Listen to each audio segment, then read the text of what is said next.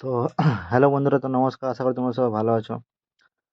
তো আজকের বিষয় রয়েছে যে অন্নপূর্ণা যারা টাকা পেয়েছো বা যারা টাকা পাওনি তারা কিভাবে অবজেকশন করবে, বা ধরো যাদের তোরা টাকা পাওয়ার যোগ্য না তারা হচ্ছে তোমার টাকা পেয়ে গেছে তাদের নিয়ে কিভাবে তোমরা অবজেকশন করবে, তো সেটা নিয়ে বলবো। আর কিভাবে ধরো নিজের কোনো কিছু নাম ভুল আছে বা তোমার যোগ্য আছে কিন্তু তুমি তাও টাকা পাওনি, সেটা নিয়ে তোমাদের কিভাবে অবজেকশন করতে হবে সেটা নিয়ে বলবো। তো সর্বপ্রথম কি করবে, তুমি তোমার আছে ডিস্ট্রিক্ট সিলেক্ট করে দেবে। ডিস্ট্রিক্ট সিলেক্ট করার পর এখানে তোমার যে মোবাইল নাম্বারটা আছে সেই মোবাইল নাম্বারটা দিয়ে দেবে। মোবাইল নাম্বারটা দেওয়ার পর তোমাদের যেখানে ক্যাপচার কোড আছে সেই ক্যাপচার কোডটা দেবে। ক্যাপচার কোড দেওয়ার পর তোমাদের এখানে যে রিকোয়েস্ট ওটিপি আছে, তো রিকোয়েস্ট ওটিপিতে তোমরা ক্লিক করে দেবে এখানে। তো রিকোয়েস্ট ওটিপিতে ক্লিক করার পর তোমাদের মোবাইলে একটা ওটিপি যাবে, সেই ওটিপিটা তোমরা এখানে এন্টার করে দেবে।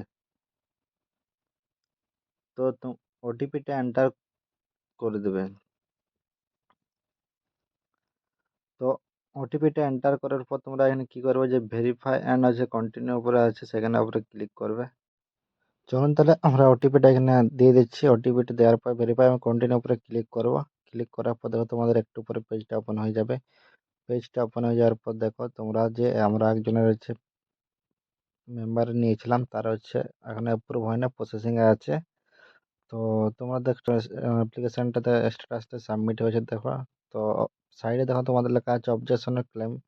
এটা অবজেকশন ও ক্লেমের ফর্ম আছে, ধরো তো কারণ আবার তুমি অবজেকশন করতে চাও, ধরো সে পাওয়ার যোগ্য না কিন্তু টাকা পেয়ে গেছে তার নামে তুমি এটা অবজেকশন করতে পারো। বুঝতে পারছো, এটা হচ্ছে অবজেকশন করার ফর্ম আছে।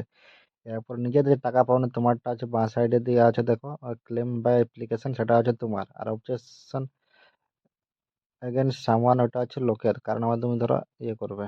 তো ক্লেম বা অ্যাপ্লিকেশনে ক্লিক করবে। ওখানে ক্লিক করার পর দেখো তোমাদের যে অ্যাপ্লিকেশন নাম্বার আছে সেই অ্যাপ্লিকেশন নাম্বারটা চলে আসবে।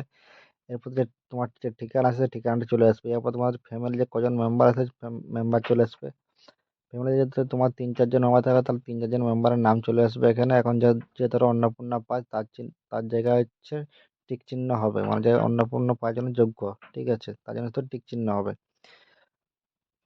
রাইট। আর হচ্ছে দেখো এখানে যার নামে তুমি কমপ্লেন করতে চাও, ধরো যার নামে তুমি ক্লেম করতে চাও, ধরো সেটাই তোমাকে হচ্ছে টিক চিহ্ন সিলেক্ট করতে হবে। সিলেক্ট করার পর হচ্ছে তুমি ধরো তোমার কোনো নাম বা কিছু ভুল আছে, সেটা হচ্ছে তোমার হচ্ছে ফার্স্ট অপশানটা যে অ্যাপ্লিকেশন ডিটেলস ইনকারেক্ট, মানে কোনো কারণে তোমার হচ্ছে অ্যাপ্লিকেশন ফর্মটা ভুল হয়ে গেছে, কোনো কিছু মিস্টেক হয়ে গেছে, সেটার জন্য তোমাদের হচ্ছে প্রথমে যে আছে অ্যাপ্লিকেশন ডিটেলস ইনকারেক্ট আছে সেটা তোমার আছে, মানে আবেদন বিবরণ ভুল আছে সেটা নিয়ে বলতে তোমাদের প্রথমটা।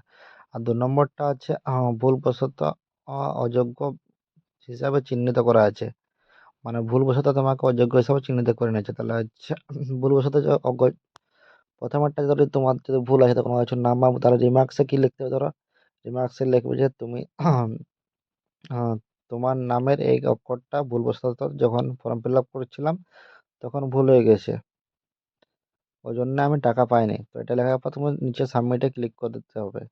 আর 2 নম্বরটা যে ভুলবশত অযোগ্য হিসাবে চিহ্নিত করেছে সেটা হলে তোমাদের কি করতে হবে, যে অন্নপূর্ণা পাওয়ার জন্য যে টাইটেল ছিল, তোরা যদি 3টার বেশি পাকা ডুম হলে তুমি পাবে না, কেউ তোমার ফ্যামিলিতে সরকার চাকরি করলে সেটা তুমি পাবে নি, তুমি যদি ধরো কোনো কিছু পেনশন পাও তার জন্য তুমি হচ্ছে অন্নপূর্ণা যোজনা পাবে নি, সেগুলা হলে তুমি পাবে না। তুমি আমাকে লিখতে হবে যে এইসবগুলো আমি পাই, সব কিছু আমার ঠিক আছে, তাও আমাকে ভুলবশত অযোগ্য হিসাবে চিহ্নিত করা যায়। তারপর তুমি এখানে সাবমিট হিসাবে ক্লিক করবে এবং তোমার যে স্ট্যাটাসটা কত দূর আছে ট্র্যাক অ্যাপ্লিকেশনটা সেটা দেখতে পাবে।